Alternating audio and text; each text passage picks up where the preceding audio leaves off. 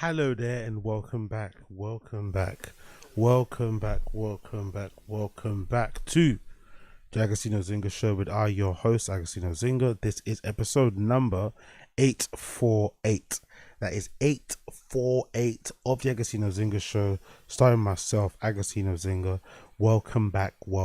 This is part 4, part cuatro of This Is My Stream. Because why the hell not? This is almost like a roundup of all the topics and the things I had in my head on my tabs post Berlin trips. I went to get it all out of the way.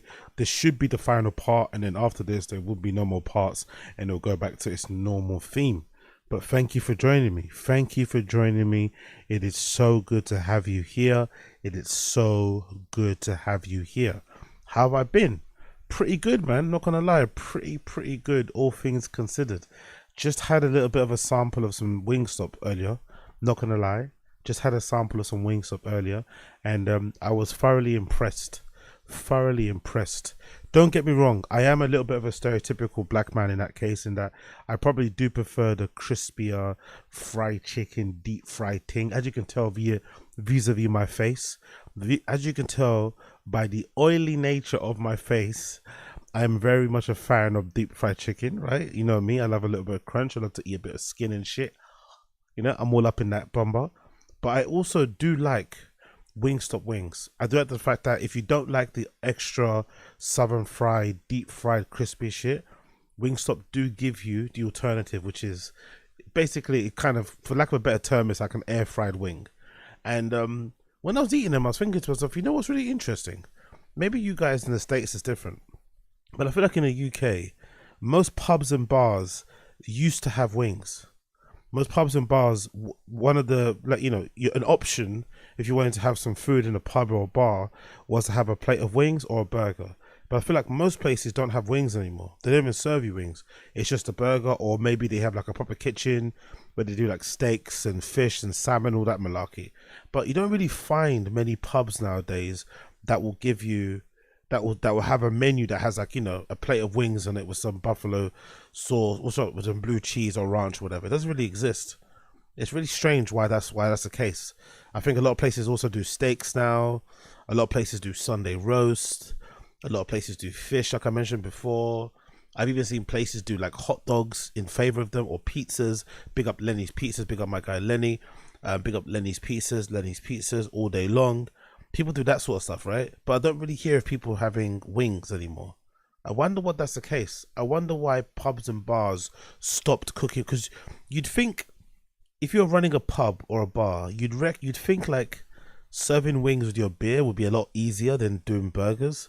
Because burgers is like a combination of things you got to put together, but wings you can kind of, like, I guess, pre-make them, but you can make them in the batches, and just all you got to do is just, you know, maybe pre-season them, pre-marinate them, and just bang, make them to order, and you could probably buy wings in bulk for pretty cheap, you'd imagine. Whereas I don't know about how expensive burger patties are, but I don't know. I'm interested to know why that's the case. And in some cases, in some weirdo cases, you'll find bars and pubs where they serve chicken burgers. I don't think I've ever had a good chicken burger in a pub ever in my life. I've had one separately in a chicken shop, fair enough, that can happen. But I don't think I've had a single good chicken burger from a pub or a bar. Because usually what they serve you is like a piece of fillet chicken that's been marinated pretty well. It's pretty moist and stuff, but it's a pretty thick piece of chicken that's been breaded. And then you're meant to eat that, and it's so thick, it's hard to get through, especially with the bread and the massive lettuce and whatever else they put in there, and the beer that you're drinking. It's impossible, honestly. That would knock you out. Like, I've never ever in my entire life have a good chicken burger when I've gone in a spot somewhere. But loads of places always serve chicken burgers. Like, bro, forget chicken burgers. You're better off just doing vegan burgers and regular burgers, or serving wings. So I'm curious to know. I'm sure there's a reason why. I'm sure there's a logistical reason why, a business reason why some people tend not to have wings. But I would love there to be more wings in pubs and bars. That would be absolutely incredible. But for someone like myself that doesn't really always want to have a burger, you know, don't get me wrong, I love burgers, but I don't always want to have one. So if I have the option of, and I feel like I could probably get through, I feel like in one sitting, I could probably get through way more wings than I could do burgers anyway.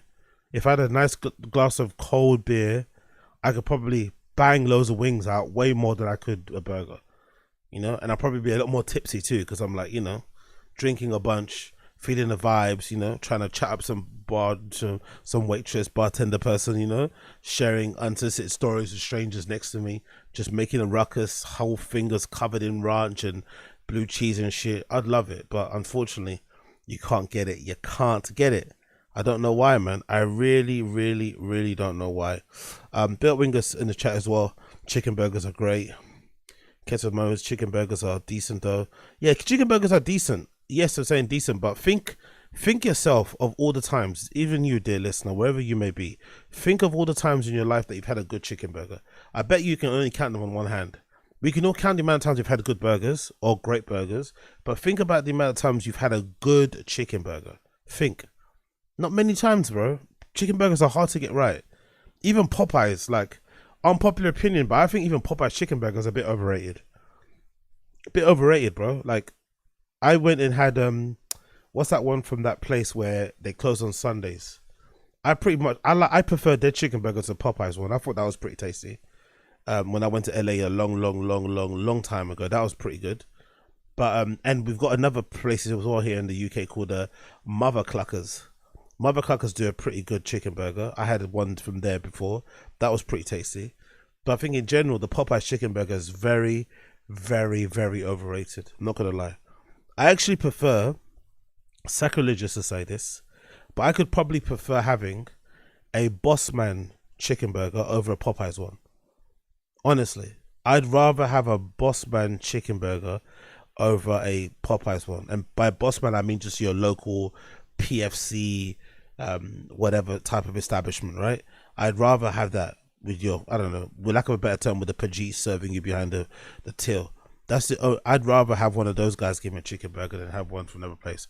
I actually remember though, thinking about it now, when I used to go to flipping, when I went to flipping, what's it called? When I went to St. Bonaventure's and St. Angela's sixth form back in the day, there was this really nice Indian restaurant next to the school where the guy also served chicken burgers. He didn't do wings. He just served Indian food and made chicken burgers.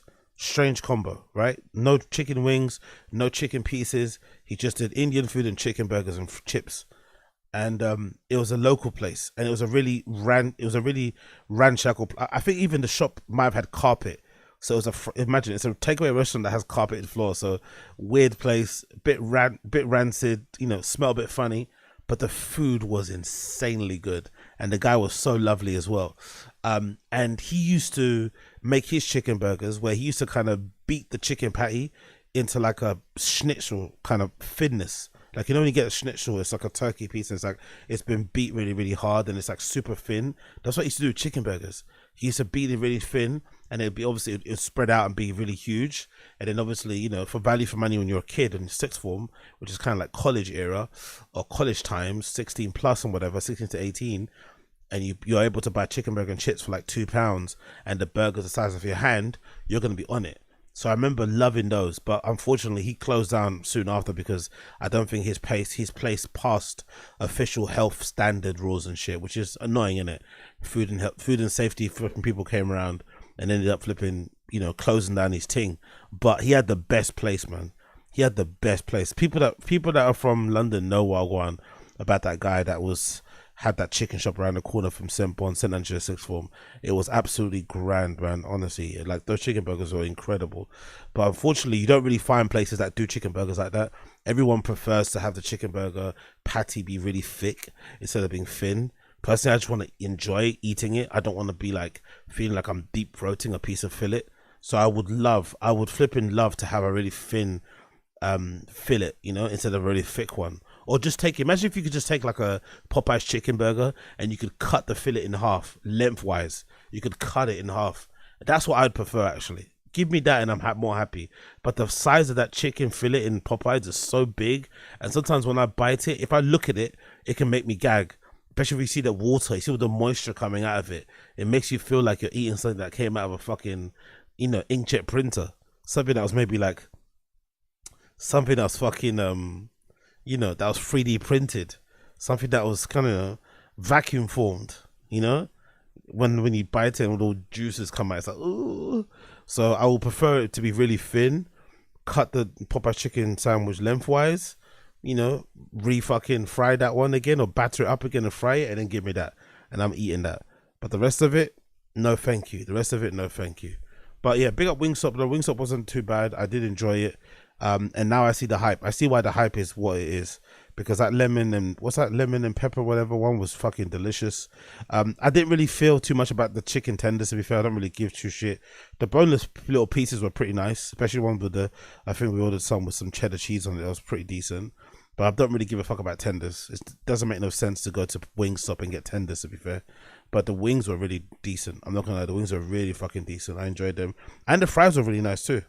The fries, yeah, exactly. That's the one. Yeah, Assad knows. Yeah, Assad knows. Lemon pepper, garlic, exactly. Lemon pepper's a one. Honestly, that was fucking delicious. And the fries were pretty decent too. I enjoyed the fries. Yes, it's not crucial for them to have good fries, but as a side, I enjoyed them. Just plain one though, nothing loaded or anything. Just a plain fries. I did enjoy them.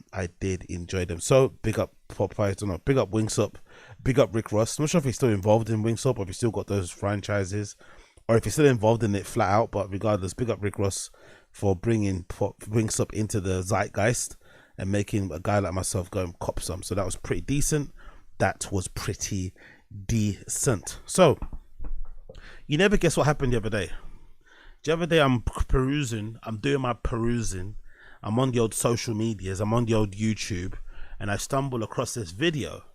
Of a former enemy of mine.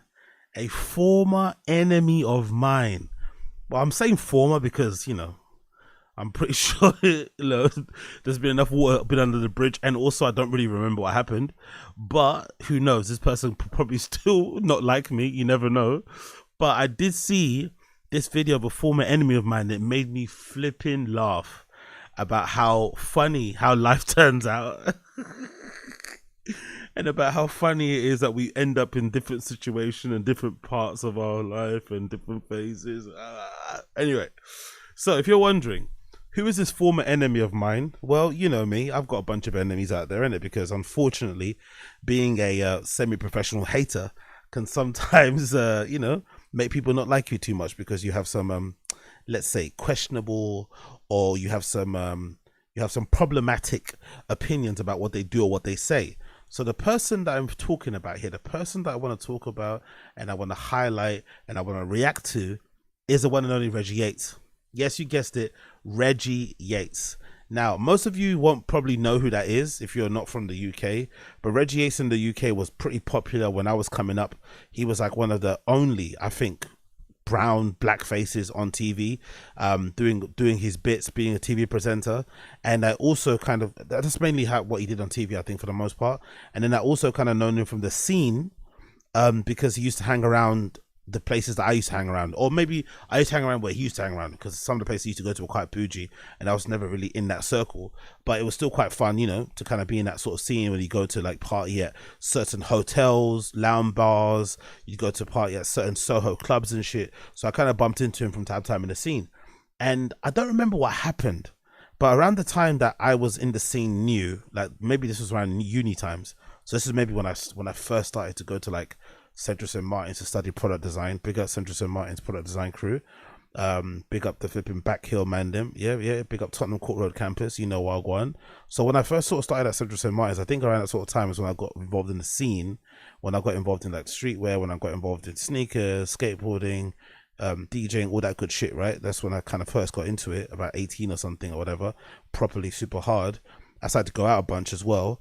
And around that time also, I had a somewhat, not really that popular, but somewhat like niche blog that was kind of popular, called Stop Begging, where I used to kind of, document my daily life and shit. And, how people used to blog back in the day. I used to blog quite heavily on this blog called Stop Begging. That was, quite well known at the time in my little small London scene. And I used to, the same thing I do here on this podcast. I used to shoot from the hip in it. I used to rant and rave, and I don't know what I said about him, but I think, did he have a brand? Was it a party? I don't know what it was, but there was something happened. He put something out, and I thought it was shit, so I said it was shit. But I guess at the time, I didn't understand that. Again, I wouldn't say we were friends, but I guess maybe I kind of owed him a little bit more grace because we were like scene friends. Like, hey, what's up? You see each other, hey, what go on, man? You know what I mean? Dap each other. You did the whole like fucking stomp and dap. You do the fucking run up. You know what I mean? Do all the fucking styles of the daps, isn't it? So I think he got annoyed. Or not got annoyed, he got really angry. Not annoyed, he got really angry that I said something bad about his brand, about his website. I forgot what it was. Honestly, I wish I remember what it was. Anyway, I didn't think much of it when I said what I said. So he puts a thing out. I go on my blog and write that it's horrible, or it's shit, or that I didn't rate it, or that it could be better. Whatever critique I said, I don't remember what I said. Then the next week or the next day, I go to a party that I think like A-Side must have put on. So this guy called A-Side that hangs around with Tremaine Emery and shit. I don't really talk to him too much anymore now, but he was very much important in kind of like bringing me in, because he was the one that kind of got me the job at 1948 at Nike in that Shoreditch store, which is kind of the reason why I'm probably doing this at the moment, because that kind of set, the pace for everything, all the dominoes falling. So I'll always kind of respect him for doing that. I think he had a party or something somewhere. In a hotel, it must have been in a hotel. It's probably some hotel thing. I remember it being very shiny and really bright. He put on a party somewhere. I went, and I didn't usually go to those things because I felt they were a bit bougie and too stuck up for me. I like my stuff a bit more grunge, a bit more rough around the edges, and also I didn't really like all the people from that scene. I thought they were a little bit snobbish and up their own arse, which they were, but I just couldn't. I just wasn't able to kind of work it in my advantage to be, to be fair to them. They did nothing wrong by being up their own arse and feeling themselves, because a lot of them were very accomplished at a very young age. I was still kind of figuring myself out. I was like, I don't know, first, second year, St. Martin, studying product design and kind of hating it because I was living at home and shit, but I was also loving it because the course I wanted to do, but I was also hating it because I was in a class full of, fucking Japanese students who were fucking killing it and so good. But anyway, regardless, I go to this fucking event, and then I guess I bump into Reggie Yates I think as I walk in, I'm not gonna lie, I think as I walk in, I bump into him, and I'm like, and I think that's the funny thing about it. I think I'm like, yo, what's up? Like, smiling, and he's not happy, and he just starts going off at me, like, all I remember, I don't remember much about it, because I think we go into some sort of shouting match, and it was like, oh yeah, I'm gonna, it's, I don't know, argy bargy, right, handbags, and all I remember him saying is like, that's my baby, man, that's my baby. That's what I remember him saying, that's my baby, and we nearly got into some sort of fight at this fucking industry scene influencer fucking subculture event thing at some hotel, some after party thing. So embarrassing, bro, so embarrassing. And I think that might have solidified my status as like a hater. I'm not gonna lie, even though I don't think I was hating. I just had a blog which I reviewed like cultural things, and he had something that he put out. I don't know if it was a brand or if it was a party or a mix or a video. I forgot what it was, but something I reviewed that he had done that he didn't like my review of. And then he kind of, stepped to me at the party, and then I didn't know that he was on that time. So I kind of got caught off guard, and then we kind of went back and forth. And then I think I left. I don't know what happened after that. I don't think I ever went to a party again, actually, after that. I'm not going to lie. Actually, it might have been his party. Wasn't it like, was it Trading Places or something like that? Trading Places? I think it might have been actually his party. Yeah, that might have been why he was even more angry. I think it was his rave. I'm not gonna lie, I think it was his party at some hotel. So I say something critical or / insult one of his things, then I go to his party. So I can see why he was mad. I can see why he was like, what the fuck is this guy doing here, man? Why are you coming here trying to drink up my free drinks? Wine and dine with all my guests, my illustrious guests, try and riz up some new thing. Nah, man, I'm not gonna make it comfortable for you. I don't even know if did he kick me out? Did he kick me out? I don't know if he kicked me out. Maybe he did. I don't know. I don't remember. It's so long ago. Anyway, regardless, I've not seen him in years. I don't know what the guy's up to. We don't really hang out in the same circles at all. We never did we did for a bit period, but I would never. Why am I going to bump into him? Because I kind of keep myself to myself. But I randomly stumbled across this video on YouTube of him, right? So imagine Imagine all the things that happened over the years, right? And I stumbled across this video of him on YouTube showing off his house, I'm assuming here, which I want to react to in real time. It says, A Secret Life of Reggie Yates, a house told with the writer and director. I didn't even know he wrote. I'm not going to lie. From what I remember of him, he used to be a TV presenter. So now in the time that I have known him, or the time that I knew him till now, he's now a writer and a director. And he also looks like he owns a fucking beautiful house. I don't know if karma exists, but I think this might be a bit of my karma. This is the karmic retribution. I was out here hating on this dude's stuff, and here he is living in some, I think this looks like a mansion in London. I don't know, and let me tell you, mansions in London are hard to come by. It looks like he lives in a mansion in London, and allegedly he's a writer and a director. So let's play the video. I'm gonna react to this live in person. I haven't watched this yet, and see what I'll go on to Reggie Yates. So big up Reggie Yates. I can't believe how fucking things pan out, man. I'm currently talking to you in front of a fucking Angolan flag that I bought for like £10 on Amazon. That's in front of an IKEA shelf. That's also stock, you know, yeah, in a one bed flat somewhere in London. And this guy's got a mansion. Oh, fuck, life ain't fair, man. But big up Reggie Yates, big up Reggie Yates.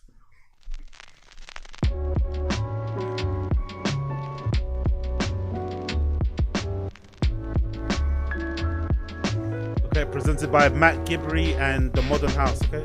Oh. Hello. Oh, even the front of his house is beautiful. Holy shit. That's where he lives. That's where he lives. Holy shit. That whole thing is his. I don't think, I can't remember the last time I've not entered the house that I lived in that didn't have a security code or didn't have a fob. I can't remember the last time I've lived anywhere that didn't have a fob or some sort of code. And this guy's got like a gate, and is that a marbled floor? Is that like a, what do you call it, a marbled floor? Look at the flooring leading up to the stairs. God damn, bro. Hating doesn't pay, man. Hating doesn't pay. Hello. Hello, how are you? Yeah, I'm very good, thank you. Good to see you. Good to see you too. Oh, he's still got the V-necks though. Thank you.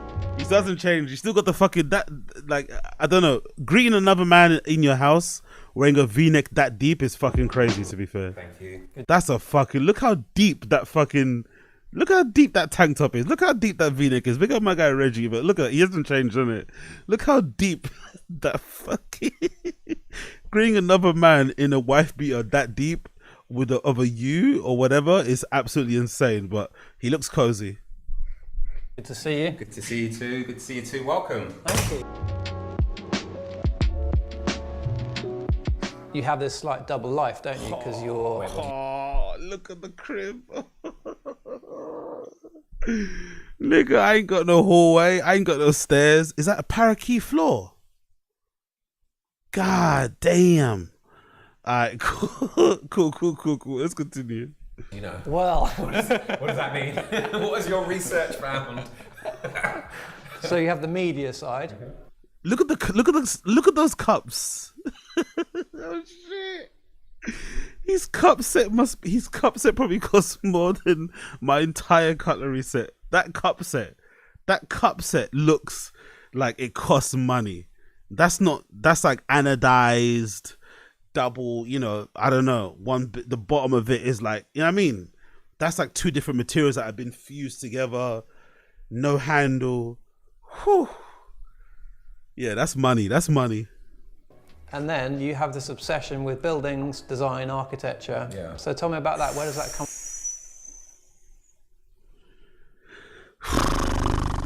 Is that a separate room or is that a mirror? That's a separate room, right? He's got this like space. This looks really fucking cool. Look at the shelving. Like these random bits, these random pots and bowls and stuff, I'm assuming that have been purchased from travels around the world. A random skate deck probably picked up in some fucking small boutique somewhere in fucking Valencia that he fucking visited while on fucking shoot off a film. That fucking Instagram couch chair. I forgot the designer who does this, but you know, everyone on Instagram has this fucking chair. another extra room with big. Look all the natural lighting coming in, benches, artwork. God damn, bro. The only piece of artwork that I have in here is this.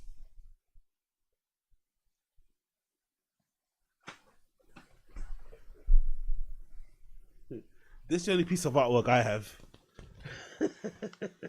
Sneeze magazine, pullouts. This is my art. Cameron, I'm sorry, Jules Santana and Jim Jones for Supreme. This is my art. Oh God. Come from? Okay, so the top line is being raised in an environment without very much and wanting to change your space to make you feel something. You know, I walk in here, I feel safe, I feel creatively inspired. I feel as though I'm in a showroom. I'm in the That's thing a that fucking I've always crib, dreamed of bro. having, That's right? so You know, nice.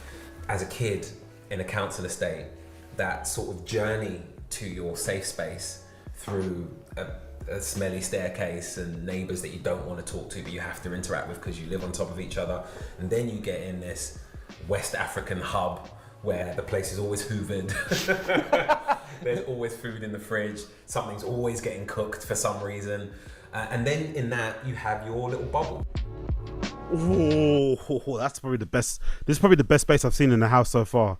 The kitchen area looks fucking great. Look at the dining room. Look at how it leads out into the garden. I love the design of this arch. It kind of feels almost Catholic and something, right? It's giving me some sort of Catholic themes of this arch. I don't know if that's a reflection of the kitchen there or if the kitchen's here, but this dining room area that leads into the garden is beautiful, and some of the decking here as well. This might be my favorite space I've seen so far. I was the kid that basically moved around my room once a week because I wanted it to feel different and I wanted it to feel fresh. So all I would do was just move the bed, move my desk, and move the one chair. And so I moved out super early. I moved out a lot younger than any of my friends. I bought my first house at 18. What?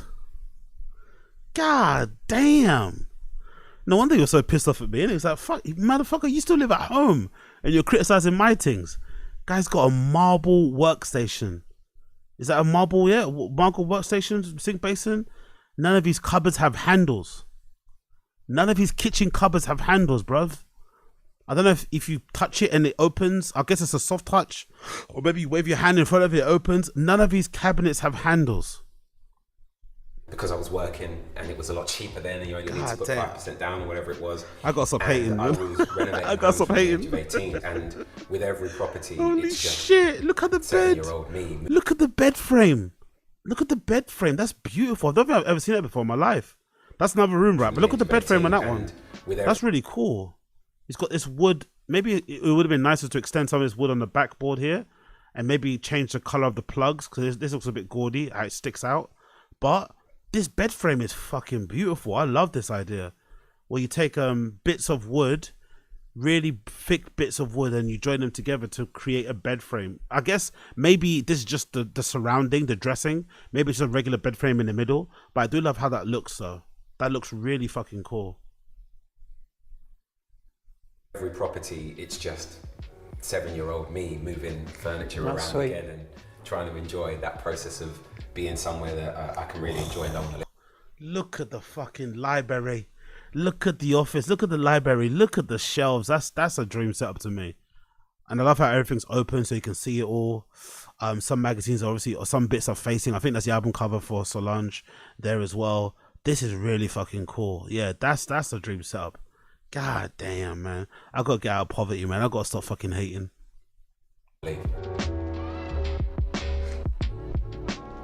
And at 18, I started off the back of referencing things that I saw in our decoration and literally bought it every single month. And then by the time I finished this place, they wanted to come and shoot my home. So it was one of those real full circle, I'm gonna try not to cry moments, but it was kind of cool. He seems like such a nice guy. I'm such a cunt. He seems like such a nice guy, innit? Yeah, I think he was safe to me too before I said what I said about his brand. I'm pretty sure we didn't have any issues, and I said what I said about his brand I thought shit was sweet. Went to his party and he just told me to fuck off. Understandable, but oh my god, he seems super nice, isn't it? You know what I mean? His skin's glowing and shit. That's unproblematic, man. I don't think he got fired recently. I'm pretty sure he didn't get fired recently. Oh shit. The previous family that owned this house were lovely. It's a Jamaican family with a ton of kids. So much so that everywhere I go, people go, "Oh, you bought the Colliard house, didn't you? You live in the Colliard house." Like, "Oh, yeah.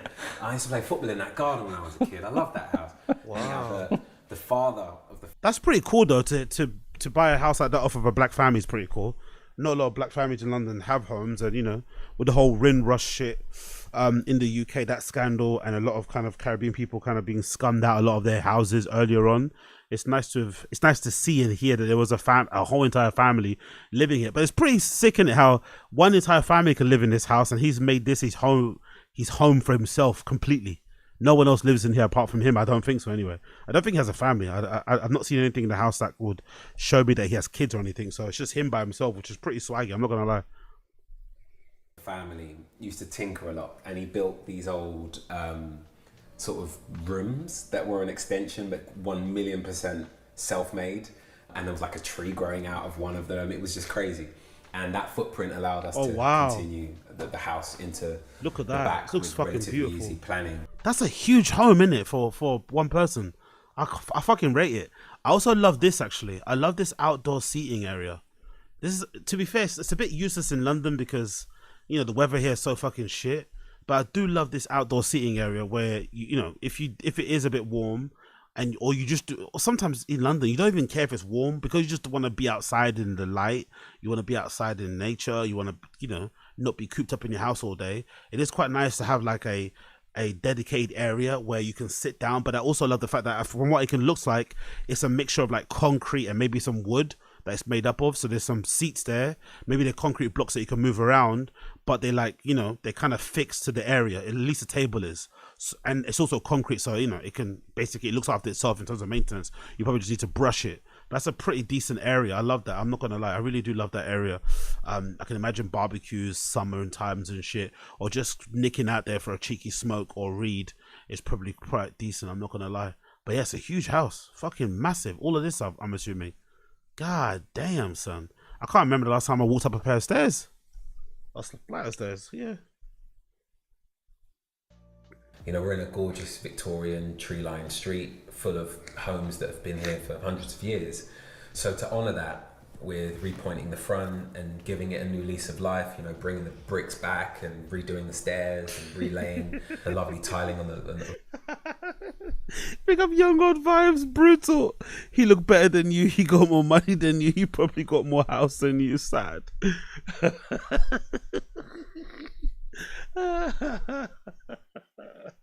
Now the look better thing, I'd argue about the look better thing. I think on our day, I think if we both walked into a room and there was, you know, there was a bunch of fucking, let's say we both went into a room and there's 20 ladies there, I think I'd give him a good run for his money. If we had to go, if they couldn't know nothing about us, we just walked in and we had to riz, and you got scored via the numbers that you secured, I think I could push him pretty close. Even though he's a bit lighter than me and shit, you know what I mean? I think we're the same height basically, but I think I could push him pretty close. If we both focus into a room and it's like, okay, cool, now riz away, and every number you got, you scored a point. I think I could push him very, very close, very, very, very close. It would be within the 1 or 2 numbers off. He wouldn't fucking strip me and get 90 numbers and I'll get 1. Nah, it'll be pretty close. He might get 12, I might get 9, but it'll be close. On the entrance, all of those details are really important to get right on the facade. But in the internal spaces, I feel as though I've at least kept one room that honours what this was, but also fully embraces what it could be. The chat doesn't agree. So on The chat doesn't agree. The chat doesn't agree. Fuck all you hoes. Fuck all you hoes. This archway is the door to the basement. Okay. And having a damn good carpenter is something that I've learned over the years. And What does that even mean, brother? What does that even mean? What does that even mean? Having a carpenter? What? Huh? having a carpenter's like I don't even know what that means. How do you even have a? How do you have a carpenter? Is that your friend? Is that somebody that you work with closely and you have a really strong working relationship and he does all your work in all your houses? Like, God damn it. That's a phrase I've never had to utter in my entire life. That's something that you only utter when you got some money, bro. When you got money, you start saying shit like, yeah, having a good carpenter, you know? What? So you're telling me you don't get your handyman from Find My Builder or something? You don't find your handyman through Facebook, you know? So you have like recommendations from like designer friends and cool friends that recommend you people who have worked on their house and have Instagram profiles and stuff and studios. Jesus Christ. My great carpenter decided to make a pocket door that would act as both the fire door, but also the door to the basement. Oh, that's so clever. So when you close this, it basically closes off the basement door as well. That's genius.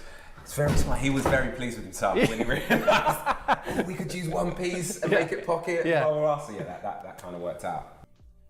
When we dug up the I don't even know if the only basement I've been in is basement clubs. I don't think I've been in. Hold on, is that a balcony there? Does he have a balcony in his house? Is that like a balcony area? No, it's not, is it? God damn, bro, this nigga's rich. the front garden, there were actual cow bones out there. Now, my mum is probably going to panic when she hears that because she's going to swear to me it's freaking voodoo. But they, I believe in these houses, you would have butchers sort of sometimes in the basements, and they would work there and they would just throw out what they didn't need. God damn, man. The house is so nice. I bought it with... Does it not have a TV in there? Okay, that's quite nice. I quite like where the seats are sitting, so you can just concentrate on reading. There's not a TV there in sight. That's quite a nice little layout. I like that. I bought it with the view to start a family here. That hasn't quite happened yet, but what I had... Oh, you see what I mean? He's got the crib, just hasn't got the family yet. Already 10 points on the board. Imagine bringing back home some slaw, and she walks into this. It's going to be intimidating, or it's going to make you think, all right, cool, this guy's on some real shit. He's not just here for some play. He wants to, he's looking for someone. Because that's mad, bro. That is mad. To reframe this place as being, in my mind's eye, was a hub for my community, for my village. The minute I was able to do that, I was able to make peace with what this place has become, and that is not my little kids running around it just yet, my nieces and nephews, of which I have 13, and having them here at Christmas or on my 40th birthday last year, and just having a house full of good energy and love and laughter is what this has become. We're so opposite of people, man. I don't even celebrate my fucking birthday. Fuck a birthday. I think celebrating your birthday is fucking lame and dorky and ridiculous. I think, birthdays only really matter when you're under the age of probably 25. After that, you need to fucking grow up and stop fucking wasting everybody's time, pour yourself out a drink, get yourself a nice meal. I don't know, go and fucking, hire the services of some fucking night lady or something and keep it moving. But the way he talks about it does sound pretty nice. As much as I hate birthdays and celebrate anything of that malarkey, the way he talks about, bringing his family in this house during Christmas, having nieces and nephews running around, all the siblings, relatives, brothers, uncles and shit, is probably quite nice. And to have all those memories, because I'm imagining he's going to keep this house for a long time, to be able to look back on all those memories, all those years that you've kind of had in a house that you bought like that is amazing. And it could probably fill the gap. There's probably a part of him that's a little bit disappointed that he hasn't been able to start a family yet. But in the meantime, if you're able to bring your family here, your actual family, and the one you grew up with and extended members, and see how they grow up and year in, year out, seeing how everyone's growing and shit, it's going to give you a sense of meaning as well. And then over time, when you eventually have your family, it's going to make it even more special. But Jesus Christ, man, we couldn't be any more opposite if you tried. But this is illuminating. This is really funny. If you've got a lot of people in the house, people sort of break away to different areas, and the more you see, the more you'll clock that there's little pockets where people can gather. I'm very lucky. I have a gorgeous set of friends, guys and girls, and I don't have any friends. Oh Oh shit, he's got a Hermes scarf over his couch. I have a gorgeous set of friends. I don't have any. And he has a Hermes scarf. A Hermes blanket, sorry, over his couch. Just lying there. In case you're cold, here's this Hermes blanket that probably costs more than your fucking monthly salary. Here's a Hermes blanket that probably costs more than your monthly salary, you little bitch. Oh God Almighty, this is great. This is fucking great. When my pals are here, for some reason, this is the area where people sit, lean in, and just bitch. Christmas is amazing because all the kids go in the This cinema. is so funny, man. And they're in there watching Nemo or whatever, and you just forget that they're here, and then suddenly Every time I keep singing his first, I keep remembering him saying to me, "Yeah, man, that's my baby, it's my baby." I forgot what was he angry about? What did that say? Was it a brand? Maybe it was a brand that he released. I think it might have been a brand. Maybe he did like t-shirts early on, and I said something about the t-shirts being shit. Maybe it was I think it was t-shirts. I'm pretty sure it was t-shirts, and I think it was his party the day after, or quite soon after I made the blog. Yeah, that's my baby, And we got into this like shouting match and like, handbags.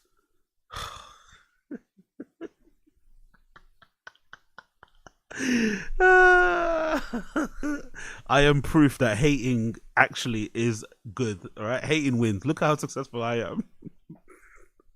Look at how much of a success I am. Hating wins. Who do you want to be? Hey, me or him? You've got Uno happening at this table. You've got people debating over who's making the best turkey in the kitchen, and nobody feels like they're on each other's toes. And it's lovely when you have it in a family context, but when it's friends, if like I'm hosting a game for the World Cup or something, it's just really gorgeous that the village that defines me and that has helped shape me have a place to congregate.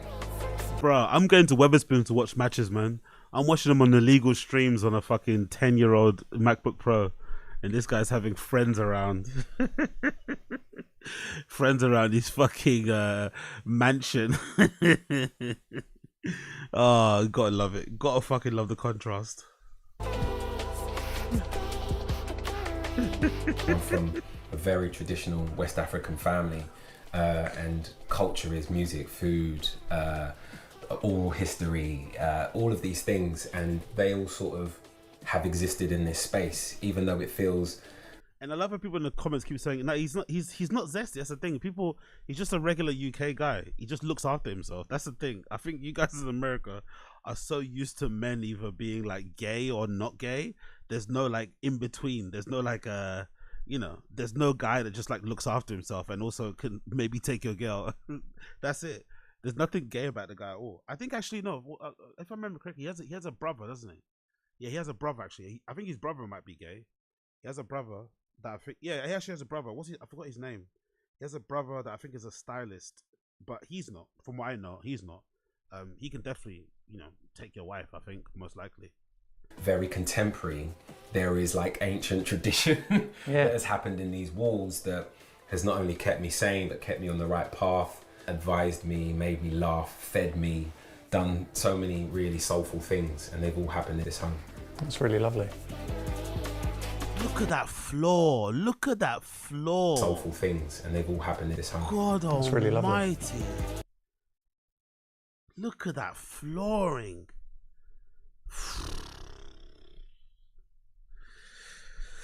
All right. Jesus Christ, Agostina. Gotta get your life together. I have to close this because I can't see this black square. It makes me angry. I can't see the screens. It's just like, oh, that's work. I don't want to see work in my kitchen. Can we go look at a massive screen? Yeah. It's our home theatre. The everyman. Oh, he's got a home theatre in there that looks absolutely. Oh my god. A home theatre.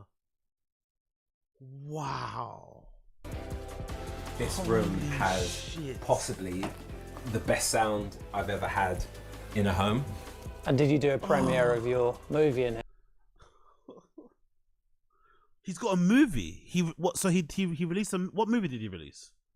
Hold on, I don't even know what he's been up to. I have no idea what this guy's been up to since I've met him back in the day. What's he been up to? He's got a movie. What movie did he direct? Let's see his IMBD. This nigga's got a movie. He's a director now. What's the movie that he did? Director, movie. 2020, 2021. What did he do?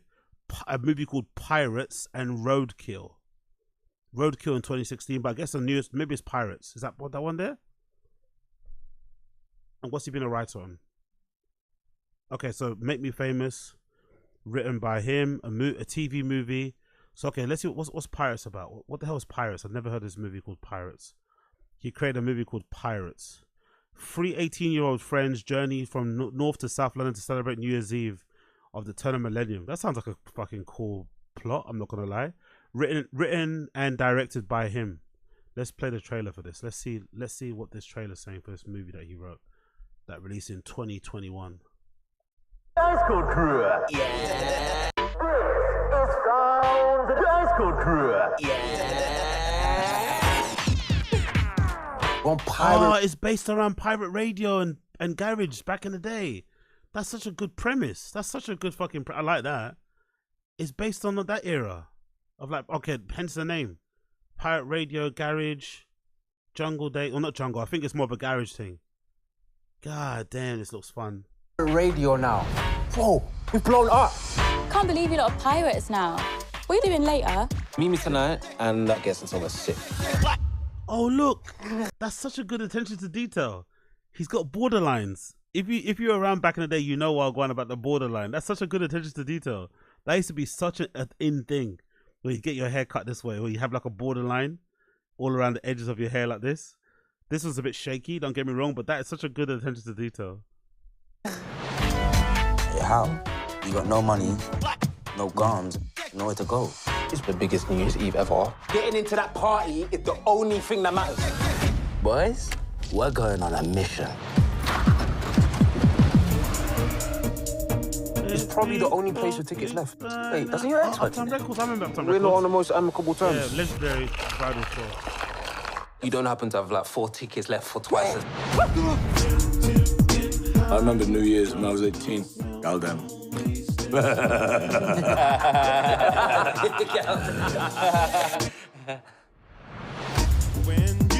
Were you wearing then, kid? Hating on my wardrobe. Oh, your mum's a wardrobe. No, it is in fact your mum that is a wardrobe. Your mum's Narnia, bruv. Let me grab a large order of plantain. You mean plantain? Yeah. Plantain. Plantain. Listen, Shaba. Plantain. Where you find that? On a mountain? Oh. I think she's into me.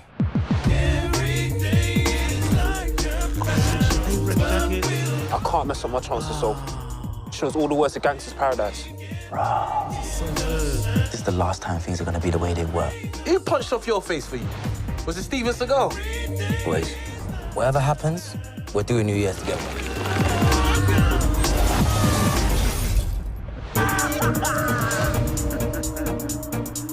Alright, this movie looks good. This movie looks good. He fucking smashes it. But does he have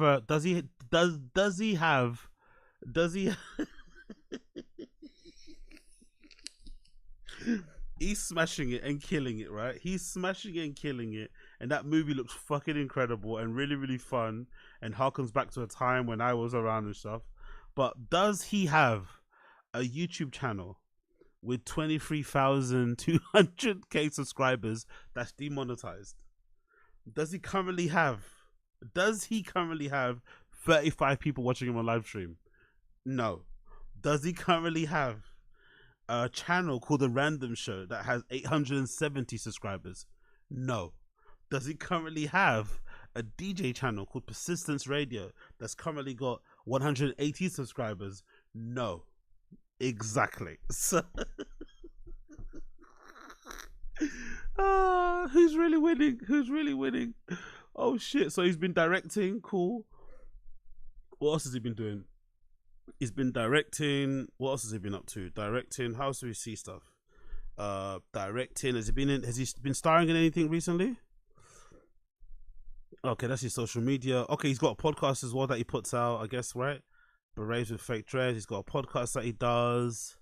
What else has he got here? He's been on other TV shows, Virgin Radio. Is there anything in the news about him? What's happening in the news? Reggie Yates looks back. I went from counter to working class to working with the people I watched on TV. I sometimes have 3 pints of healthy ice cream. He's trying to be relatable, all right? Trying to be relatable. I like that. My priority now is just being happy. Returns on production. Yeah, so like all good news. Nothing bad here. All good news. No scandals. No craziness. All good news. Oh, what? He's gonna have a baby. Shit. Okay. Oh, once again, he's confirming he's gonna again. Okay, confirms he's gonna be an uncle. Okay, no. Jesus Christ, bro. Oh, look, he's producing a what? Is he producing a documentary about her? I don't know about that. But yeah, damn. Okay. Life seems to be going good for him. No, the screen wouldn't have been big enough. I've got way too many excitable friends that wanted to see it at once. So we did in fact, it was awesome. It's funny you asked. We did the premiere of my film at Brixton Ritzy, which was a place that I went to in my childhood. And what? Younger Vice says, look up his net worth. Let's actually see, what is his net worth? I don't know. Let's look up his net worth. Net worth. Let's see what happens here. It doesn't say. Frankly, it doesn't say. What's he do? Who's he engaged to? What's he doing now? Award-winning documentary maker, exploring identity and politics. Who's he engaged to? Currently doesn't have a children of his own, but he was previously engaged to model and blogger Tia Ward. Don't know who that is, but yeah, there's no net worth here. I don't see it. Where is it? Oh no, there it is here, right? Celebrity net worth. 3 million allegedly. 3 million. Allegedly say his net worth is 3 million. 3 million. 3 million allegedly. Okay, cool. Okay, here we go. Let's go back again. They put my name on the big banner outside, and that might not mean much to a lot of people. And there was an option to do a big central London thing, but I didn't want to do that. I wanted to premiere the film in a place that meant something to me, and as someone who went there for the first time to see Blair Witch on a date at 14 years old. You're romantic. Oh man, me and Natalie Edwards at 14 went there to go and watch Blair Witch.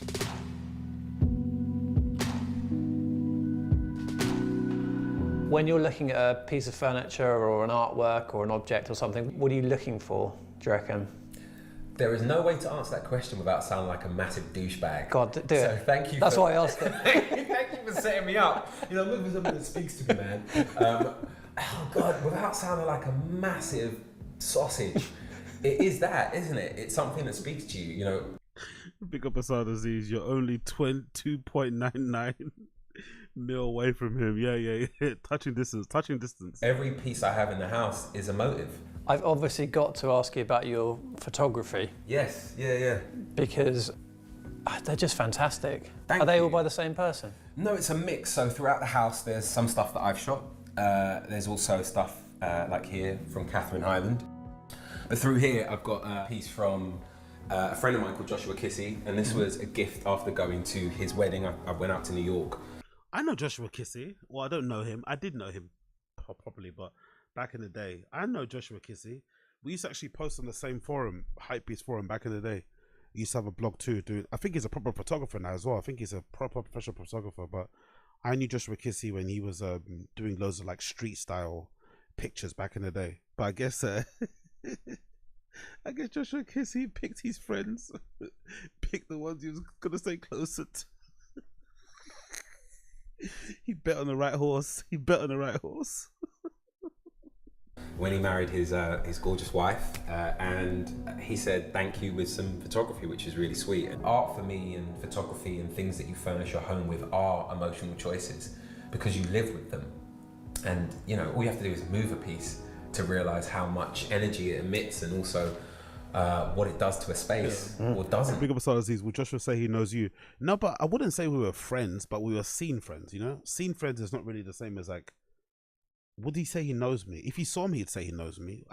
Or he knows of me, but I wouldn't say we're fucking pals or that we ever shared a beer together. But we were cordial over the internet, shared a couple of ha-ha he-he's here and there.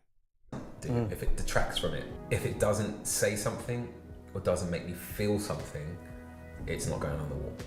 When I see this picture, I just think of me and my brother. The energy that this sort of emits without sounding all woo-woo about it, it just feels familial, it feels safe, it feels trusting, it feels warm, it feels silly and joyous. Like, we're very silly. My family, we're very silly. We love to laugh. And there's something about this just silly, but also very sweet and very much about trust. And yeah, this is me and Kobe. Which one? What can he not do, mate? Gallery. He seems like a gallerist. You know, art critic, writer, comedian, director, presenter, DJ. It seems like I see it on Destiny's Room. Reader of books, wearer of deep V-necks, owner of mansions in London. God damn. One are you? I'm the one on the back. So you're the younger? Yeah, I think I am. And the thing is, I don't think he quite realizes it because I'm the big brother and I love him and support where I can and I have his back.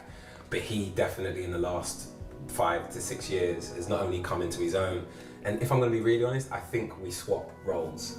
Right now, I'm definitely on his back and he's been amazing for me in recent years, but we definitely take turns. Has a perfect relationship with his brother. Seems to be right at the center of his family. Everyone seems to love him. Seems to be the kind of meeting point. You know, everyone kind of goes to him like a beacon and shit, which I think is even outside the money. It seems they just like him. I like this little detail, by the way. I like the detail on the door. The little hinges being black. That's a nice little detail, though. Big thing here is this sort of polished plaster look-alike-y finish. So it's like 30 layers of paint that's super thin that you have to sort of work into over and over again. And my painters absolutely hated me because they were like, first coat. I'm like, this. My painters. I don't think I've ever said that phrase in my entire life. Someone that I hired to paint my walls, my painters. It's probably true. These people he probably works with closely. They help him on different projects, maybe. They have a long-term relationship. They go back and forth over things. God damn, my painters, you know. My carpenter. God damn. This is super thin, what we do. And I'm like, no, you got to put like 10 more coats. Okay. No, we don't want to do that. But ultimately you get this lovely finish that kind of feels like plaster. And again, it's that thing of big walls, crazy volumes, crazy like size, Victorian room heights that you just soften with textures.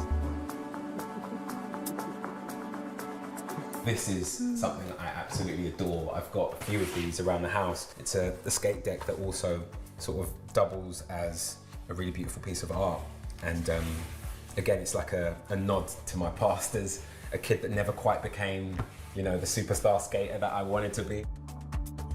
When my nieces come, sometimes they take over this room. There's like a reading nook, and all of the Babe and Ape stuff is just gifts from the Bape guys because at one point in my life I lived in that store, you know. People give you stuff a lot, don't they? Yeah, yeah. I think I just, you know, I look like I need all the help I can get. You know, when you move on from this place, which you eventually will, probably the furniture won't mean a lot to you. As you say, you'll probably change it. Yeah. But when you move on, when you eventually will, what are you trying to say there? I don't think he wants to move on, does he? I think he wants to stay in that house for a long time. all these things that people have given to you, they have emotional value, don't they? It's quite a different thing. An office or some sort of space to house a lot of these trinkets will probably yeah, sorry, I forgot to mention, the Bape thing. That's actually pretty true. The weird thing about the Bape thing as well, that was really fucking annoying back in the day. They were Bape, like, I think that's why I quite like the whole streetwear education that I got, because the unfairness, man, and the clickiness and the favoritism for the customers was so brutal when we were coming up. So we were coming up, I'm a bit younger than him, and we were trying to buy stuff, but obviously we didn't have the money or the contacts. So this Bape store in London, it was called Busy Workshop. It's on Upper James Street. Beautifully designed store, by the way. Beautifully designed store. Back when Nigo was still in charge of it. And they would only get like a small allocation of stuff, because back then Bape was mainly sold in Japan. It wasn't really available in Europe. So they'd always send like a very small allocation of Bape stuff to the store in London. But obviously, because at that time Bape was fucking red hot, or cool. Let's say not cool and red hot, it was more cool to a particular group of people. Everyone wanted it, but they would only send a particular amount over to Europe. So you were fighting with so it was literally, you were fighting over like 10 pieces. The whole of London was fighting over those 10 pieces, the ones that knew World One. So you had to fight not only the staff that worked there, You had to fight also the people who were kind of connected to the store, who were friends of the store. And obviously the staff that worked, they would favor certain people. So they favor maybe people that were maybe more clouded up, more influenced, or in some respects just more famous in terms of Reggie Yates. So I had no idea behind the scenes that all these guys were getting given stuff before it even hit the shop floor.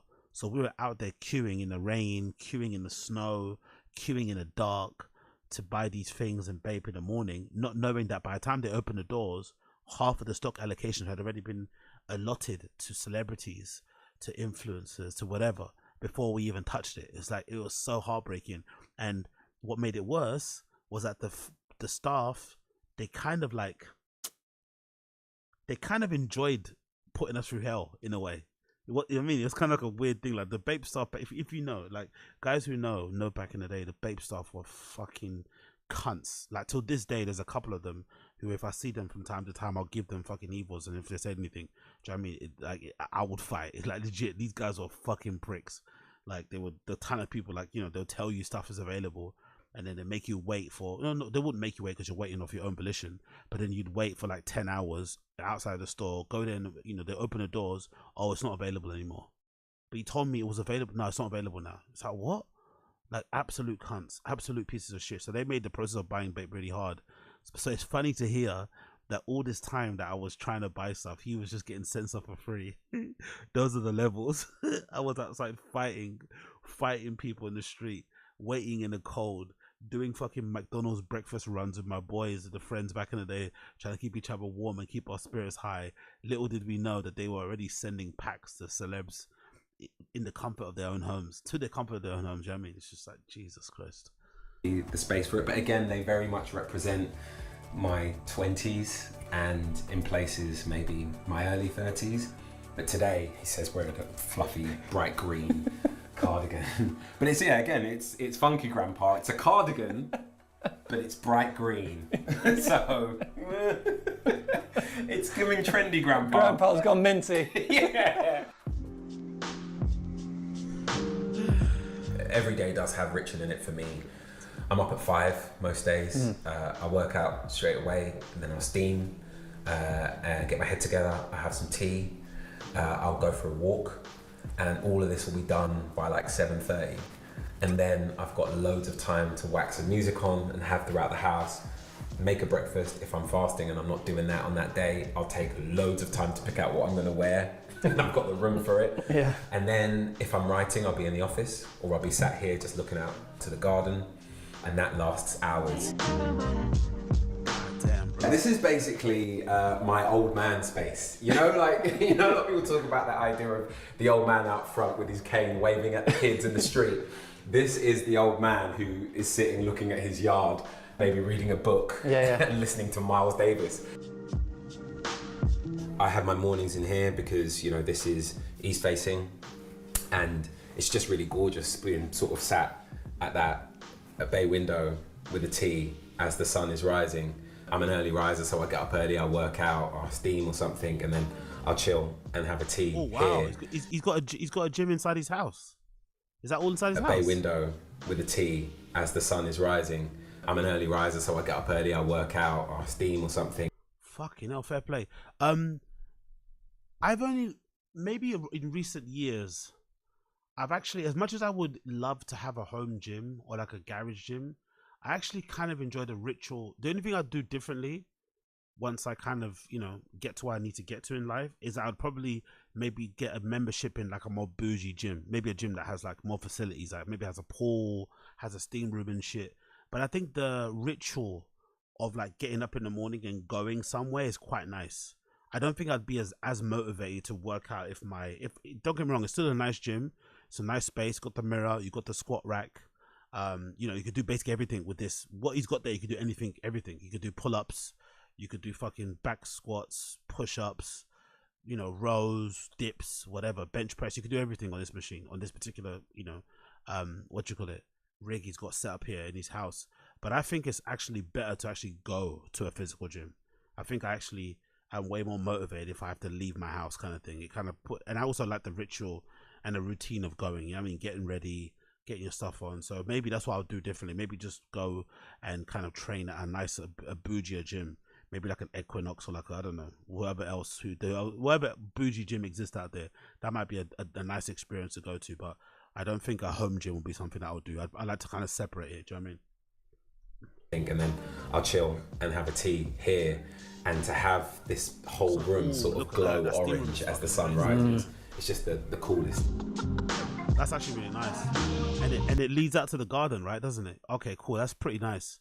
The gym leads out to the garden as well. That's very, very nice. So you can get some fresh air as soon as you work out. If you want to, blow some steam and shit, you can do so. This is my gym. Oh, cool. Is this a physical thing or is it a mind thing for you? I mean, it's a really good question because for me, it's more of a mind thing. The repetition. It's more of a mind thing. The guy says in the fucking deep V-neck. Come on, man. Let's be honest. You like how you look in clothes. Come on. Physical thing, bro. Come on, man. The tits are fucking titting. Come on, bro. Of a workout or an exercise or perfecting a movement, whatever it is, it's something that I love because it's so distracting from the things that I have to think about for the lion's share of the day. So to be able to just sort of take your mind out of work, take your mind out of whatever it is that you're doing and focus on this one thing, get lost in music playing and just really zero in. That's why I love this space. And yeah, the problems start the minute you leave this room. So it's like a nice little sanctuary, This is a room where I get dressed in, where I keep my shoes, where I keep my clothes. It's a pretty nice walk-in wardrobe, actually. It's that thing of wanting to feel as though you're in a space that is perfect and unblemished and just polished. And it helps you feel polished as you leave. Nice bathroom. I'm single at the moment, but in those moments when I do have a girlfriend, it's been just so nice to sort of have the two of you at the sink brushing together. It's like one of the sweetest things that I found, particularly in my last relationship, like at night, just when you're brushing that ritual of brushing your teeth with your partner, talking about your day at the same sink. There's just something really unifying about it. You must be a bit of an exhibitionist, Reg, because there's nothing at these windows and there's the neighbours, right? You're gonna see this ass. If you're my neighbour, you're gonna see this ass. Today is somebody who writes and directs, and I rewrite a lot of other people's films and screenplays. I'm at this desk a lot, or I'm at my kitchen table just with my laptop just working away. There's a lot to be said for having a nice view in those moments where you're trying to think of the next thing. Yeah. I sort of sat there like, no, how do I get out of this?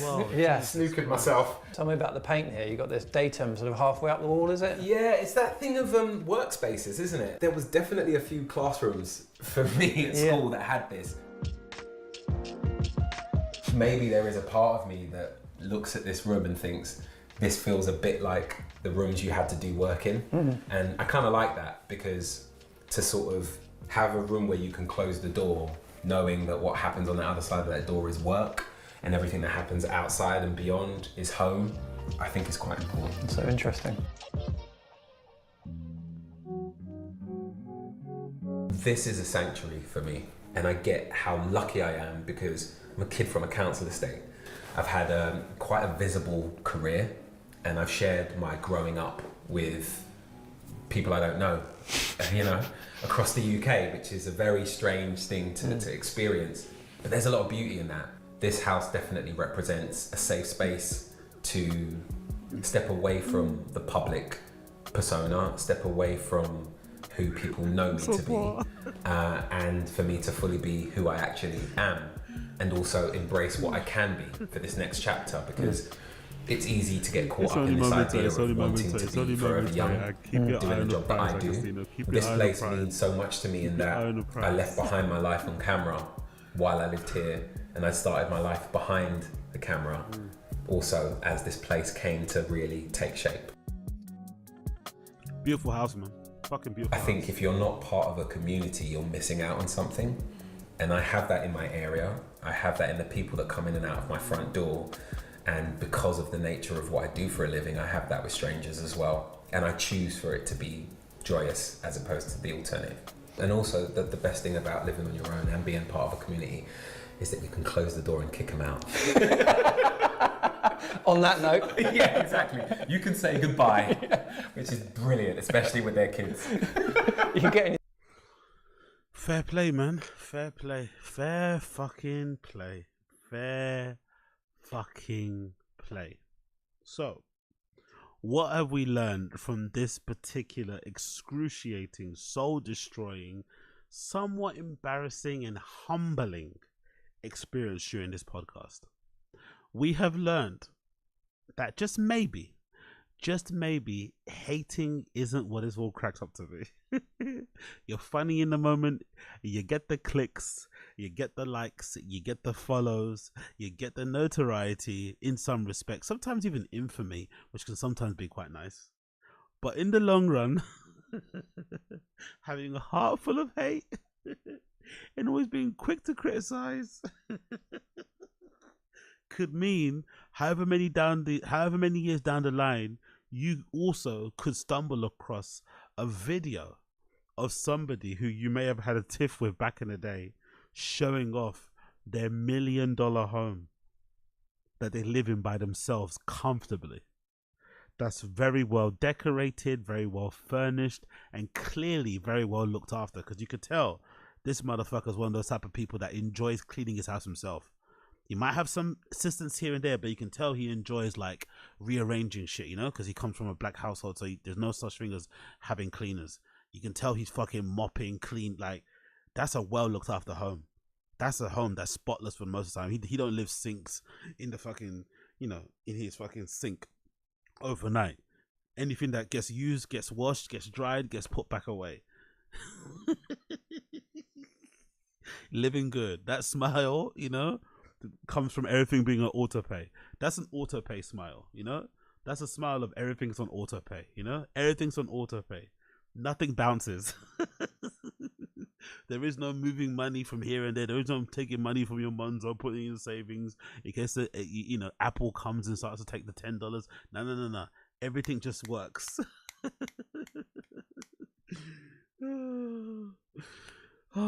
Anyway, big up Reggie Yates. Big up Reggie Yates. Great to see.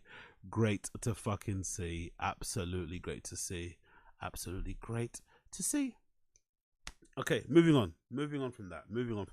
Let's get something that I do know what I'm talking about when it comes to this. So, big up Miss Kitten. Big up the legendary DJ Miss Kitten, who recently played at the Berghain 20th birthday party this past weekend. She posted this particular Instagram story, which I think is interesting to talk about because of the trend that revolves around Berghain, which is completely different to what she's kind of pushing and how she's kind of the stance that she has. But I still think it's interesting to talk about. And it's in regards to people sharing clips of themselves in Berghain where they're recording the audio, because as most of you guys know, Berghain, the legendary techno club over there in Berlin, is very well known for not allowing people to take pictures. So you can't take pictures, can't take videos. Actually, when you enter, if you basically get past the door and you're granted entry in and you don't get turned away, they actually affix a sticker on your phone that covers all of it. And usually they have really big. They really, from what I remember, last time I went, they're usually really good quality stickers too. They're really big and they're hard to take off, so they put them usually on the back of your camera and they tell you very clearly that, hey, you're not to take pictures. Pictures are not allowed, to protect people's privacy on the inside, so make sure everyone has a good time. And to be honest, it does work. It seems like a bit of a finicky thing to do. It seems a bit uppity. It seems a bit pretentious. But once you get into Berghain and you party there, you realize that people not being conscious of having their phones out or people recording them really does add to the environment and to the space and to the experience. Now, there's also this trend that people do where they go to Berghain and they still record a video anyway, but you can't see nothing because there's a sticker covering it. It's become a bit of a trend. So nobody actually tries to remove the sticker to record the video of themselves in Berghain. No, they actually leave the sticker on, but they'll record the videos that you can't see nothing and just hear the sounds, so that, you know, and they'll show off that regard and maybe have a geolocation that says Berghain so you can tell where they are. That's become a big trend. And sometimes people share those stories on Instagram stories, and maybe they'll tag the DJ who they're partying to, and sometimes the DJ will reshare that post on their profile as a way to show you, you know, kind of appreciation and to kind of push themselves a bit. And for the most part, I always thought it was allowed. I always thought this was allowed. I didn't think this was an issue, because it seems like every DJ that plays there, especially all the big ones, they do all the time. Anytime they play, after they play, they make a post, thank you for having me, guys, and they'll just be sharing clips of themselves on Instagram stories. People keep tagging them, they keep resharing it. Well, it seems like Miss Kitten doesn't share that sentiment and she has a different point of view. So let's read it. This is courtesy of her Instagram profile. Miss Kitten says as follows: a little reminder about why I personally do not post Berghain sound videos. With all my respect, no phone means no phone. It stays in your pocket. I asked the club about these videos to repost or not, and they were never for it. I don't blame you guys for recording a piece of the happiness history. It's highly flattering too, but we DJs can improve our narcissism and show an example of how to nurture a safe space. What's in Berghain stays in Berghain, all in our heart, all of it. Lots of love, Kay. I'm not gonna lie, I kind of like her approach. I kind of like her stance. It's really refreshing to hear her say this, almost in like a, hey, I'm a professional DJ. I tour around the world. A bunch of people record me. I record myself playing. I post clips of myself playing on my Instagram. But when I play in this particular venue, I respect the rules. No phone means no phone. I quite like her saying that, the way she said it. I think the only issue is I feel like Berghain have kind of had to accept this, because I feel like since the post-pandemic, I think I remember going actually, I think I might went to Berghain the first few parties after it reopened after the pandemic, and it was pretty clear to see that it completely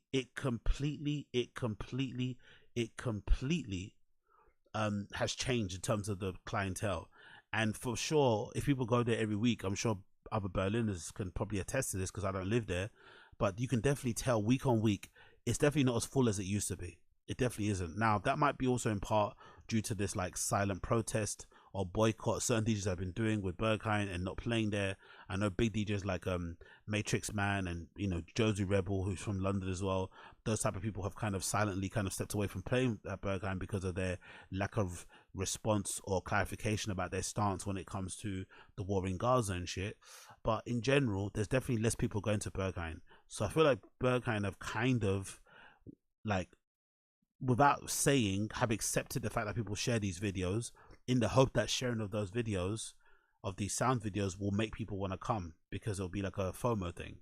I think that's what they've kind of done, because I felt like in the beginning they didn't really like them, but they kind of couldn't stop it because it was a thing, and also it kind of helped people maybe promote the club in a weird way. But I do like that she herself personally, Miss Kitten, is like, no, I just won't tolerate it. It means no phones completely. And the fact that she spoke to the club about it is also very interesting. Again, it kind of shows the conflict they're probably having, where they kind of know they can't police it. You can probably, like, because to police people not recording these sound videos would mean having security and bouncers on the dance floor. Now, I know, because I'm a fucking idiot and sometimes I've fallen asleep inside of Berghain because I've been too fucked up or just been too tired.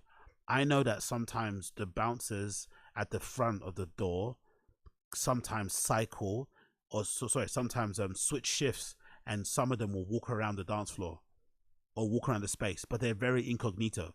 They're not like how it is in London or in most metropolitan cities where they make their presence known. They don't walk around in high-vis vests. They don't have their flashlight out on the dance floor. They just know where to look and scan around. And they're really good at kind of doing it kind of without being seen, and kind of making sure they don't interrupt anything and kind of spoil the vibe. And again, I've only noticed them because I fell asleep a couple of times. I've had them wake me up, so clearly they've kind of been doing the rounds and shit. But the only way to kind of stop those sound videos would be to have them on the dance floor with flashlights out, and that would ruin the vibe, because I feel like part of the beauty of Berghain is that there's so much issue. There's so much of a battle to get in.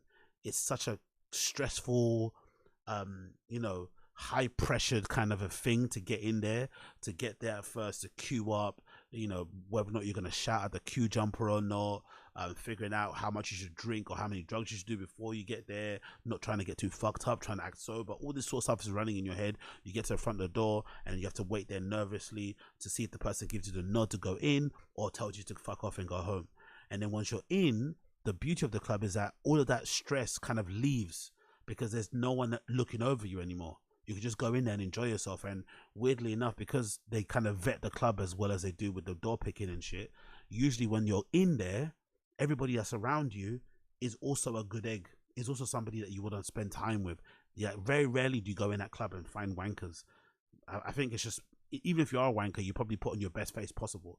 because you want to have a good time. So everyone's kind of enjoying this kind of ambiance together, and it all kind of works very, very fucking well.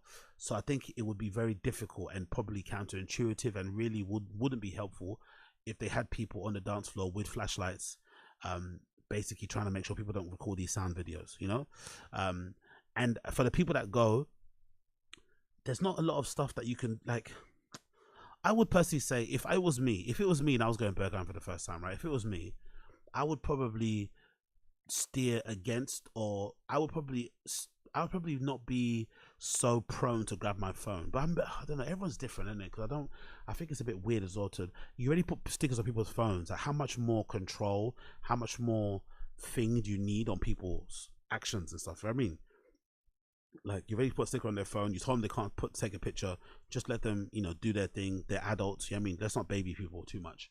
But I think if you want to enjoy yourself, especially when you go to Berlin clubs, I think the beauty of enjoying yourselves at Berlin clubs, or just any clubs in general, is probably to try your best to limit the amount you use your phone anyway. It's like if you go to a cinema. If you go to the movies, the best way to judge if the movie's good or not is to just kind of sit there and watch it. Checking your phone when you're bored, it doesn't, I mean, you're not going to get a good idea on what's going on. So I think, like, fully immersing yourself in the surroundings and making it a rule not to take your phone out too often. And because I remember I used to do that quite often when I first kind of like was going out a lot, and maybe, let's say, this is a bad example, but let's say if I was going out a lot and the idea when I was going out was to kind of pick up girls and shit, I remember one of the things that I would kind of do as like a way to kind of force myself to speak to people. And when I'd go on a night out to kind of pick up and shit, it wouldn't be just to pick up girls. It would be just to kind of talk to people in general and get comfortable with talking to people in general. And then obviously talk to people in general, be interested in the person, being the personable, you know, it could then extend into maybe being lucky with the ladies and shit. And what I would do purposely is that I would make sure I wouldn't take my phone out. Like, even if I was really kind of uncomfortable and no one was talking to me and I was just at the bar by myself, I would just stand there and kind of like embrace my, you know, kind of soak in the environment, and just don't go for the easy crutch of like, take your phone out when you're nervous, take your phone out when it's awkward, take your phone out when you're bored. No, let's sit in the environment. So I think that's really important when you go to those type of places. Plus, as good as those videos are and as charming as they are, and as much as I love to see them, because, you know, I'm a fucking I love to fucking stalk people who go to the clubs and shit and check out the geolocation on Instagram all the time. As great as it is to do those type of things, let's be honest, those videos and those sound videos, they don't come close to capturing the vibe in that place. They do not come close at all to capturing the magic of when you, like, even when you go out with your friends, forget a clubbing, no videos or clips can ever capture the ambiance, the vibe, the fucking whatever atmosphere of you being out with your friends and stuff and having a good time. So I think you're probably not going to capture it anyway with a little clip, so that you're probably wasting your time with it. So I would advise against it personally. If it was me, I'd probably, I don't know, I'd go as far as maybe installing one of those apps on your phone that kind of blocks your access to social media or whatever, and just putting it for the hours that you're meant to be in Berghain and putting your phone in your pocket and just going. I've heard of people to do this.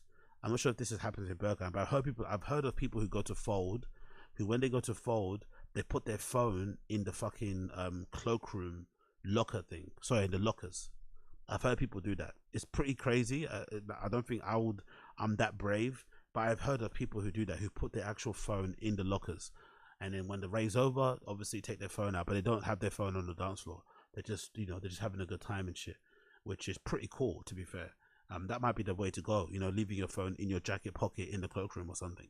That might be actually the way to go to avoid doing these sort of situations. But I think she's really, really right, and I do kind of think she's also right in that maybe DJs just set the tone. If they don't share them, maybe fans. I don't think fans are doing it for DJs' love though. Because, actually, I take that back. There's a lot of fans out there that are in love with DJs and want them to be their friends and shit. So maybe there are some, you know, people that do that in the hopes of a DJ would share it and then you can creep into their DMs. But I think most people are doing it for themselves. But I guess she has got a point in terms of DJs should probably set a good precedent and should set a good, you know, example and be like, look, I'm playing, I'm happy, I'm here. Picture of me outside, picture of me after the set, but no sound clips. No. I'm not encouraging that shit, because you should be on the dance floor dancing. You shouldn't be recording these sound clips. And obviously, it's no pictures allowed here. So I agree with what she's saying. I think she makes a good point here. I really do think that she makes a good point. So big up, Miss Kitten. I actually wanted to check, actually. if there's any update and people posting some stuff about the 20th birthday, because obviously it's past and it's gone, but I was wondering if there's been any other posts from other DJs and shit in terms of their experience and what they liked and what they didn't like. There's a person, I think it's a DJ there, right? Yeah, it's a DJ. This is Banu Sound. Big up Banu Sound. What they say here: you are crucial to me as an artist and DJ. Wishing all of us together unity, art and music. I'm extremely happy to be part of the celebration. Thanks to the artist care. Special shout out to the light person to convert me, my shining shorts to an angel and tech team. Grateful to support of Richard Akipenji, my loves, babes, Askims, Cubans, my dear queer community. Stay till the great closing by Jacko Jacko, blah blah blah. Okay, cool. So big up this person too. Banu Sound, who's really happy about their time spent there. I think that's around the corner as well, Berghain as well. There's the flowers that everyone was given. That's a really cool illustration, by the way. I love that. Actually gonna like this. That's a really cool little drawing there. So big up her. Who else post anything about the 20th anniversary? Anyone else post anything here? This person, maybe, did they go? Yep, this person went, but it's not in English. Let's see if I can translate that, what they say here.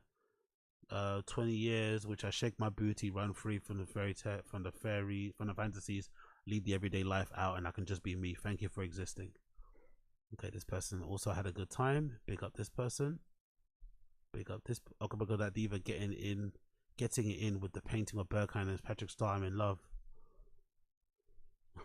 Love. Okay, that's actually a really cool outfit as well, by the way. I'm not gonna lie. Big up this person. Vibes.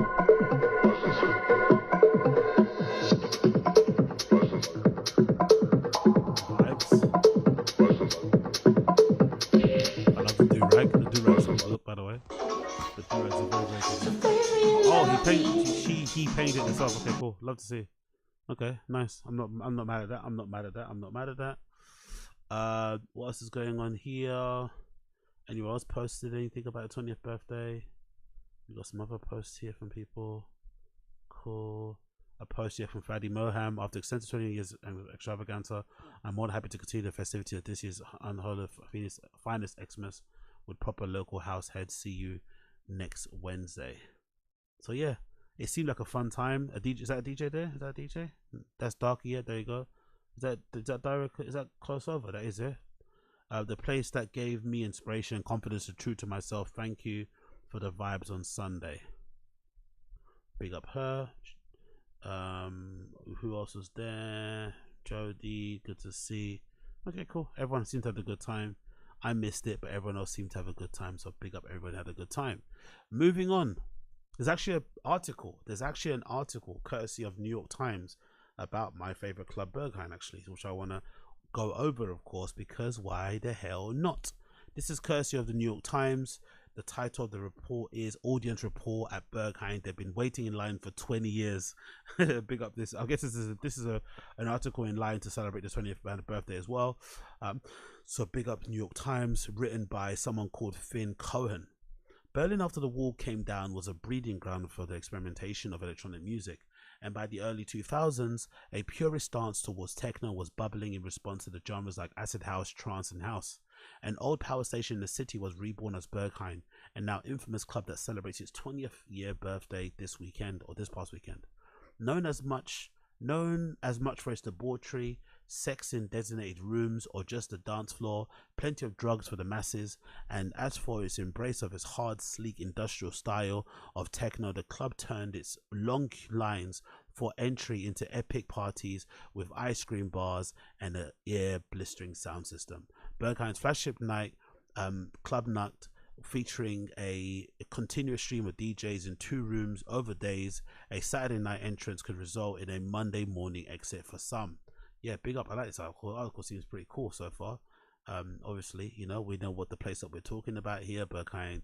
Obviously, the club, the space. Jesus, look at these guys here. They are absolutely ripping out of their harnesses.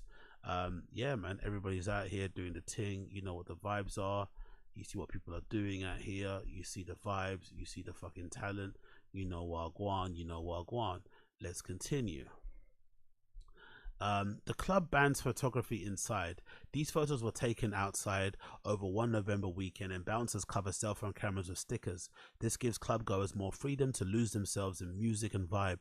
It's long been a place for both personal expression and a broader expansion of a club culture, said Matthias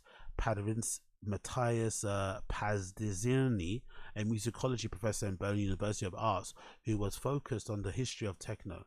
He explained that Berghain represents the axis of social and political transformation that emerged at the end of the Iron Curtain. In the 18th century, the youth of the world traveled to Rome. This guy says, today he said they come to Berlin for club culture. That's incredible. That's an incredible analogy to make, mate. Berlin being the new Rome culturally is fucking incredible. Berghain is the Philharmonie of clubs. He says it's truly a music centered and pioneer of the good sound system at techno events. It truly is music centered and a pioneer of a good sound system at techno events, which I definitely agree. I think that's probably the reason why the club is still existing in its current iteration the way it is, and it's kind of with every generation it kind of gets reinvented but stays the same, is because it's centered in music. I think that's something I was thinking about the other day when I was watching the interview of Lil Baby, interview with Lil Yachty, and his interview with Charlemagne the God, and obviously academics talking about it, and essentially everyone's asking the same question: what happened to Lil Baby? Why isn't he as good as he was before? And to be honest, the only thing that happened to Lil Baby wasn't the pictures with Michael Rubin. It wasn't maybe some of the weird interviews where he kind of comes across like he's maybe not that smart or whatever. No, the thing that happened that affected Lil Baby was just the music never improved, or the music got considerably worse over time. It wasn't as good as when he first came around the scene. That was it. Nothing else changed. If he just focuses on trying to make good music again, if he focuses on trying to rap at the level that he was rapping previously again, or maybe try to up the levels, he'll be fine. The same thing happened to Gunna.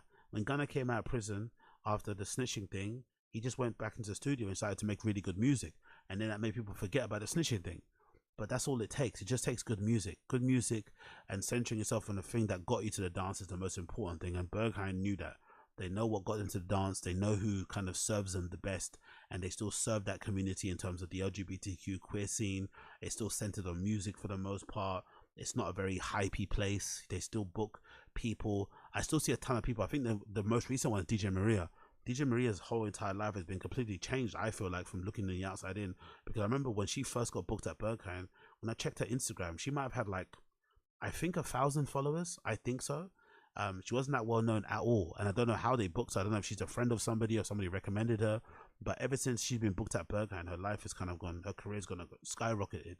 And she's always booked and busy. So that's proof that they don't just go for the hype person. They just kind of, they pick people based on who they like and shit. I think even someone like, look at Peggy Gou. Peggy Gou's one of the biggest DJs in the world in terms of popularity, and she also lives there, but I don't think she's ever played in Berghain. So that's also again proof that they don't always go for the hype, which is kind of the reason why they're probably still around and still thriving. So pick up Berghain for that. It grows on. Thanks to Berghain, clubs with a curated DJ program are no longer treated like brothels and gambling halls, but a cultural venues. Philip Sherburn, a contributing editor at Pitchfork, who's written extensively on dance music culture and who has been a DJ at Berghain, lived in Berlin from 2008 to 2012. He said the club's imprint was sonic but also social. Yeah, exactly. And this person would know from time he's lived around, or he went there during the peak, I'd guess. And if he's saying it's still sick, then it means it's still sick. Look at some of these portraits. These are really good pictures, by the way, of the people that go there. Really good fucking portraits and pictures. I love the range of ages too. Not everybody here is super young and hot looking. There are some kind of, older folks as well. Obviously people are still hot looking, but I love the range. It's always been a kind of symbol of queer culture, a space where people are free to be themselves and do what they want to do, kind of outside the way from peering eyes, says Sherburn. This guy's tattoos are really cool. I also love that guy's gold teeth there. Berghain was certainly not the kind of queer epicenter of the world, Sherburn says, but it was the important one from the 2000s, in the 2010s particularly. Musically, it was a space that really defined a certain aesthetic, Sherburn said. It defined a style of severe and stripped down techno in, again, the late 2000s and early 2010s, and really helped give that style a kind of global footing. Yeah, look at this. These pictures are really nice, man. I love her nails, by the way. I love this girl's nails. The bare colors are pretty cool. And you know me, I got a thing about white girls with fucking dreads. So yeah, that was pretty cool. I love the fucking things. Laura Bossov, 24, a social media manager and tattoo artist who stood in line at the recent Saturday night, described it as a form of worship. Berghain is a type of aura created by the people that go there that makes it a truly spiritual experience every time I go, and leaves me with this feeling that as if you're coming out of a spa just for the soul. I love that. That's a good description, by the way. People call Berghain a church, and it really is kind of, yeah, people cringe at this. If you say the word church in the Berghain community subreddit, you'll get downvoted into oblivion and people kind of scoff at you, but it is true. It does kind of feel like it, especially when you go on the Sunday. But for someone like myself that grew up going to church, that's a beautiful picture, by the way. The sunrise on the side of the building there. That's a really fucking cool fucking picture. As with many nightclubs with an outsized reputation, Berghain's entry policy is one of storied exclusivity. Potential attendees are judged by the bouncers on their appearance and demeanor, and with an eye for keeping out tourists, or famously Conan O'Brien. So the long lines and wait lines have a specific purpose, said Moritz von Ulser, a Berlin journalist who's written about the club culture. Yeah, again, I think the door thing is the reason why the club is so successful. Personally, I don't think it would be where it's at now if every Tom, Dick and Harry was allowed in. I think a law keeps a lot of people. I think, the whole door thing keeps a lot of people that probably shouldn't go there away from even trying. And the people that do go there, I think it gives them the appreciation when they do finally get in, that they can get in. Because I'm sure there are people out there. I doubt there are many people out there who have tried to get in and haven't got in and never got back, or never tried to get in. I'm sure there are people who've been rejected over the years but have got in at least once. So that one time is feeding them, and that, and they can understand why it's so hard to get in. But if you haven't been there and probably don't appreciate club culture, it probably won't mean anything to you, and it'll probably sound a bit wanky, but it does make a difference. From the days of NYC Studio 54, has hardly ever been an important club without a tough entry. Let's say that again. From the days of NYC's Studio 54, there has hardly ever been an important nightclub without a tough. That's a good point. But that's a thing this is why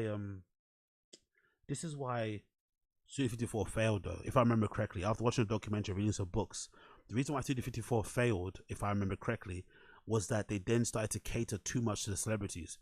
So it was always a tough entry. I think Studio 54 was a place that invented the velvet rope outside of clubs. But I remember correctly, Studio 54 went down because the locals turned against it and started to snitch about what was going on inside because they couldn't get in anymore, because they started to favor the celebrities more. So the fact that Berghain, has a separate VIP line, but they still prioritize the main queue, is something that needs to be kind of credited to them. Like, they do a good job of doing that. Do you know what I mean? They could easily have celebrities coming in and out, but they still prioritize the main queue. The VIP stand there, the guest list stand there where they need to stand there, and obviously they still get let in, but the priority is still for the paying customers, and they kind of look after that and look after the main community that goes there. So I think that's maybe why the club's successful. Pick up this guy's portrait, by the way. He's absolutely pinging. I fucking love this. I'd love a picture of this, to be fair. Super up close, and you can see his fucking eyes dancing all over the place. Love it. Berghain's also pushing the boundaries for door policies. I know no other nightclub where even their guest lists have to wait in a special guest list queue for at least an hour, and I think it's absolutely appropriate. That's true. I've even seen people on the guest list queue get turned away. Bro. So that place is like special when it comes to that sort of shit. So big up them. Let's continue on. More pictures there. The pictures look really cool. The people, to be fair, I'm not gonna lie, these pictures, right? These pictures make Berghain people who go to there way cooler than what they actually look like. In terms of dressing wise, there's way cooler outfits. When I go, all I see is black. The outfits I'm seeing here and the colors and shit are really cool. Look at this girl on the cheetah print. This one, like, everyone looks really fucking cool. Maybe when you're there, you're not preoccupied looking at people's outfits, but I think the outfits in these pictures look really, really cool. Even the personalities behind them. I feel like when I'm in there, everyone kind of looks the same. Maybe I'm just off my face. I'm not too sure. But these are really cool pictures. That's something I need to do, actually. I need to start bringing my flask in there. My fucking Stanley when I go to fucking Berghain. Be one of those dorks as a Stanley Cup there with me. Jekyll. Okay, cool. That's good. So that our brother photographers who spent a weekend last month documenting the couple waiting in line. Audio report is produced by Julian and okay, cool. So is that the couple there that took the pictures? Jekyll von Vlaglen and Roman Gubel. But regardless, amazing article, really cool article. Big up New York Times for the scene report. I love to fucking see it. Audience report, courtesy of Berghain. Check it out. Check it out if you're that way inclined. Check it out if you're that way inclined, people. That way inclined. Anyways, my friends, that is it. That's been it. That is Yagosino Zinga Show episode number 848, part 4. 848, part 4 of This Is My Stream. Thank you for tuning in. There's going to be a part 5 because unfortunately I didn't get to the last bits I wanted to get to. So there has to be a part 5 to round everything up and close all those tabs. So please forgive me for all the parts. But this is 848. Thank you for tuning in. If you're listening to this via the podcast app, please make sure that you leave me a 5-star review. I beg of you, leave me a 5-star review on the podcast app. If you listen to Spotify or Apple Podcasts, leave me a 5-star review, please. Those of you who are watching this or listen to this via the podcast app, you will be listening to my tune today, and my tune of the day today will be for the one and only Chelsea Wolfe, and the track is Whispers in the Echo Chamber from the album She Reaches Out to She. Check it out. Fucking incredible tune. I'm sure some of you will like it, some of you might not like it, but that is my tune today. Chelsea Wolfe, Whispers in the Echo Chamber. Thank you for tuning in. Thank you for tuning in. Thank you for tuning in. If it's your first time checking out the show and you're watching this live via the YouTube, make sure you like the stream down below, subscribe. All the links to all my socials should be down below as well. And I'll see you guys again very soon. Those of you who are waiting for the random show, that's happening in about 15-20 minutes. Bear with me and I'll be with you soon. But thank you for checking me out, and I'll see the rest of you guys very soon. Take care. Peace.